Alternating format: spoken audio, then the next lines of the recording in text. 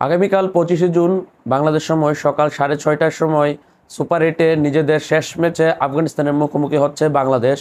Saint ভিনসেন্টের কিংস্টাউনে Bangladesh তাদের বিশ্বকাপের শেষ ম্যাচটি খেলতে নামছে। বাংলাদেশের সেমিফাইনালের স্বপ্ন তো অলরেডি ধূলিসাৎ হয়ে গিয়েছে, এখনও বাংলাদেশ অফিসিয়ালি বাদ পড়েনি। বাংলাদেশের একটা সুযোগ রয়েছে, যদিও ইন্ডিয়া অস্ট্রেলিয়াকে বড় ব্যবধানে হারালে, বাংলাদেশ আফগানিস্তানকে বড় ব্যবধানে হারালে বাংলাদেশের সেমিফাইনালের সুযোগ থাকবে নেট রান রেটের ব্যবধানে। এখন সেটিতে আমরা না যাই, বাংলাদেশের সম্ভাবনা খুবই ক্ষীণ। এখন আসি যে বাংলাদেশ আফগানিস্তানকে হারানোটাই এখন সবচেয়ে বড় ইম্পর্টেন্ট একটি বিষয়, এবং আফগানিস্তানকে বাংলাদেশ হারাতে হলে বাংলাদেশের বোলিং ডিপার্টমেন্টের একটি চেঞ্জ বা দুটি চেঞ্জের প্রয়োজন রয়েছে। সেটি কি, সেটি নিয়ে আজকের এই ভিডিওতে কথা বলবো। প্রথমত, সেন্ট ভিনসেন্টের কিংস্টাউনের মাঠে বাংলাদেশ ফার্স্ট রাউন্ডে দুটি ম্যাচ খেলেছে, নেদারল্যান্ডস এবং নেপালের বিপক্ষে। দুটি ম্যাচেই বাংলাদেশ জয়লাভ করেছে। নেদারল্যান্ডসের বিপক্ষে বাংলাদেশ আগে ব্যাটিং করে 159 করেছিল, তারা পরবর্তী 134 রানে অল আউট হয়ে গেছে। তারপর দ্বিতীয় ম্যাচে বাংলাদেশ নেপালের বিপক্ষে ঈদের দিন বাংলাদেশ আগে ব্যাটিং করে 106 করেছিল, নেপাল পরবর্তী ব্যাটিং করতে নেমে 85 রানে অল আউট হয়ে গেছিল বাংলাদেশ। তাই এই মাঠে বাংলাদেশ অবশ্যই চাইবে টস জিতে আগে ব্যাটিং করে তারপর আফগানিস্তানকে বোলিং দিয়ে আটকাতে, এবং বোলিং দিয়ে আটকাতে হলে বাংলাদেশের বোলিং ডিপার্টমেন্টে পরিবর্তন আনতেই হবে। সেক্ষেত্রে বাংলাদেশের বোলিং ডিপার্টমেন্টে বাংলাদেশ সর্বশেষ ম্যাচে বাংলাদেশ ইন্ডিয়ার বিপক্ষে দুজন পেস বোলার তানজিম সাকিব এবং মুস্তাফিজকে নিয়ে খেলেছিল। আমরা তাসকিনকে বসিয়ে আমরা খেলিয়েছিলাম জাকির আলীকে। এখন আমার মনে হয় না যে আফগানিস্তানের বিপক্ষে বাংলাদেশ জাকির আলীকে আর খেলাবে। 4 ম্যাচে মাত্র 35 রান করেছে জাকির আলী, সে বাদ পড়তে যাচ্ছে। আর এদিকে আরেকটি বিষয় হচ্ছে তানজিম সাকিব, মুস্তাফিজ, তারা দুজনই কিন্তু ফার্স্ট রাউন্ডের 4টি এবং সুপার 8-এর 2টি ম্যাচ মিলে মোট 6টি ম্যাচে অংশগ্রহণ করেছে। 6টি ম্যাচ খেলে মুস্তাফিজ 6 ম্যাচে 7 উইকেট এবং তানজিম সাকিব 6 ম্যাচে 11টি উইকেট শিকার করেছে, এবং দুজনই আশা করা যাচ্ছে যে আফগানিস্তানের বিপক্ষে একাদশে থাকবে। মুস্তাফিজ সর্বশেষ 2টি ম্যাচে এক্সপেন্সিভ ছিল, ইন্ডিয়ার বিপক্ষে 4 ওভার 48 রান দিয়েছে, তাছাড়া অস্ট্রেলিয়ার বিপক্ষে 2 ওভার 23 রান দিয়ে কোনো উইকেট পায়নি।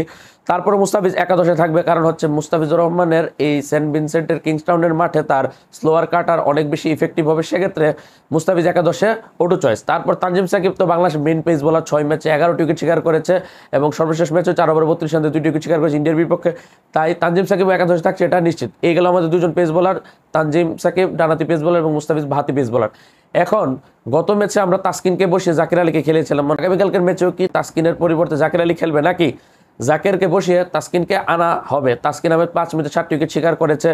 এখন আমার কাছে মনে হয় তাসকিন আহমেদকে আনা হবে কিনা এটা কতটুকু শিওর, এটা পরের বিষয়। তার আগে শরীফুল ইসলামকে বাংলাদেশের একাদশে আমরা দেখতে পারি শেষ ম্যাচকে ঘিরে, কারণ আমাদের এই মোট 6টি ম্যাচ আমরা খেলে ফেললো, শরীফুল ইসলাম কিন্তু একটি ম্যাচও খেলেনি। যদিও শরীফুল ইসলাম কিন্তু ফার্স্ট ম্যাচ থেকে খেলার কথা ছিল, ইন্ডিয়ার বিপক্ষে প্র্যাকটিস ম্যাচে শরীফুল ইসলাম ইঞ্জুরি হয়েছিল, তারপর একটি ম্যাচও খেলতে পারেনি। প্রথম দুটিতে সে ইঞ্জুরি ছিল, কিন্তু পরবর্তীতে তার দলে একাদশে কামব্যাক করার কথা থাকলেও সে তানজিম সাকিব পারফর্ম করে সে আসতে পারেনি।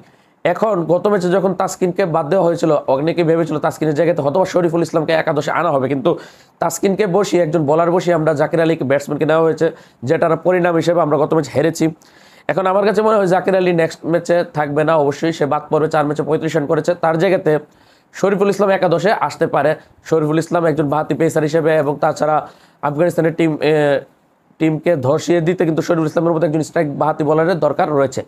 এখন কথা হচ্ছে যে যদি আমরা চিন্তা করি যে আমরা একজন ব্যাটসম্যান বাড়াবো, সেক্ষেত্রে কি জাকির আলীকে বাদ না দিয়ে মাহিদি হাসানকে বাদ দিয়ে শরীফুলকে একাদশে আনা হবে, নাকি মাহিদি হাসান যে 2টি ম্যাচে ভালো বল করেছে, যদি উইকেটলেস থেকেছে, 2 ম্যাচে, প্রথম ম্যাচে 4 ওভার 22 রান দিয়েছে উইকেট নিয়ে, দ্বিতীয় ম্যাচে 4 ওভার 28 রান দিয়ে কোনো উইকেট পায়নি, তাকে দলে রাখা হবে রাইট আর্ম অফ স্পিনার হিসেবে, যেহেতু সাকিবুল হাসানের বোলিং ভালো হচ্ছে না। রিশাদ হোসেন যদিও আমাদের মেইন প্রাইম বলার, 6 ম্যাচে 11টি উইকেট শিকার করেছে, সে তো থাকবেই।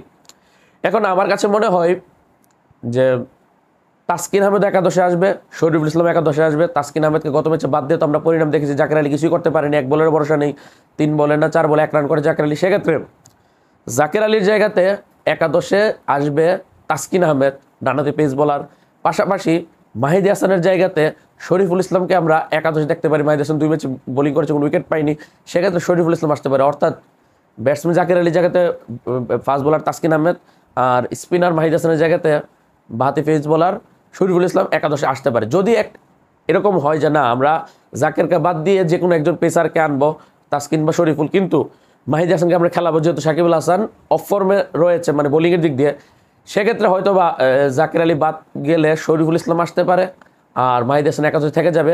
তখন দেখা যাবে যে 3জন পেস বোলার তানজিম, মুস্তাফিজ এবং শরীফুলের পাশাপাশি 3জন স্পিনার রিশাদ, সাকিব এবং মাহিদি বল করবে। কিন্তু যদি এরকমটা হয় যে আমরা চিন্তা করতে পারি এভাবে যে না আমরা মাহিদি হাসানের বোলিং দিয়ে তো উইকেট পাচ্ছি না, মাহিদি হাসানকে নেওয়াই হয়েছিল যে নতুন বলে পাওয়ার প্লেতে উইকেট এনে দিবে, সে সেটি আনতে ব্যর্থ। সেক্ষেত্রে মাহিদি হাসানও বাদ পড়তে পারে, সেক্ষেত্রে মাহিদি হাসানের পাশাপাশি জাকের তো বাদ পড়বে। এই দুজনকে বাদ দিয়ে আমরা তাসকিন শরীফুল দুজনকে আনলে আমরা 4 জন পেস বোলার তাসকিন, শরীফুল, সাকিব এবং মুস্তাফিজকে পাবো। পাশাপাশি 2 জন স্পিনার রিশাদ এবং সাকিব তো রয়েছে, পাশাপাশি মাহমুদুল রিয়াদও কিন্তু চাইলে রাইট আর্ম অফ স্পিনটি করতে পারে। আর আরেকটি পরিবর্তন আমি ব্যক্তিগতভাবে চাই, প্লাস বাংলাদেশের নীতি নির্ধারকরা অবশ্যই এটা নিয়ে বিবেচনা করবে, সেটি হচ্ছে তানজিদ হাসান তামিম আমাদের ওপেনার ব্যাটসম্যান যে 6টি ম্যাচে টানা ফ্লপ করেছে। প্রথম ম্যাচে 6 বলে 3, দ্বিতীয় ম্যাচে 9 বলে 9, তারপরে 26 বলে 35 নেদারল্যান্ডের বিপক্ষে ভালো করলো, তারপরে আবার নেপালের বিপক্ষে 0, তারপর দ্বিতীয় রাউন্ডে অস্ট্রেলিয়ার বিপক্ষে 0 করে আউট হয়েছে, তারপর ইন্ডিয়ার বিপক্ষে সে 31 বল খেলে 29 রান করেছে। সেক্ষেত্রে হয়তো বা তানজিদ হাসান তামিমকে বাদ দিয়ে আমরা সৌম্য সরকারকে ওপেনিংয়ে আনতে পারি, এটা একটা চেঞ্জ হতে পারে। যদি আমাদের ব্যাটিং ডিপার্টমেন্টে চেঞ্জ হয় তাহলে তানজিদ হাসান তামিমের জায়গাতে সৌম্য সরকার আসবে, আর জাকির আলীর জায়গাতে পেস বোলার শরীফুল ইসলাম বা তাসকিন আহমেদের যে কোনো একজন আসবে যদি মাহিদিকে রাখা হয়। আর যদি মাহিদিও বাদ পড়ে তারপর জাকির আলীও বাদ পড়ে, সেক্ষেত্রে 2 জন পেস বোলার তাসকিন এবং শরীফুল দুজনই একাদশে আসতে পারে। তাহলে ওভারঅল 3টা পরিবর্তন হতে পারে। সর্বোচ্চ একটি হচ্ছে তানজিদ হাসান তামিমের জায়গাতে সৌম্য সরকার, জাকির আলীর জায়গাতে শরীফুল ইসলাম, মাহিদি হাসানের জায়গাতে তাসকিন আহমেদ। এখন শেষ পর্যন্ত দেখার বিষয় 3টি পরিবর্তন হয়ে 3 জন আসে নাকি 2টি পরিবর্তন হয়ে 2টি আসে, সেটি আগামীকাল সকালে জানা যাবে। আর বাংলাদেশের সেমিফাইনালের স্বপ্ন অব্যাহত থাকতে পারে যদি ইন্ডিয়া অস্ট্রেলিয়াকে বিপুল ব্যবধান হারাতে পারে, তখন বাংলাদেশ আফগানিস্তানকে যদি বড় ব্যবধান হারাতে পারে তখন বাংলাদেশের সেমিফাইনাল স্বপ্ন থাকবে। তবে আমি এই স্বপ্নটা একদমই দেখতে চাচ্ছি না।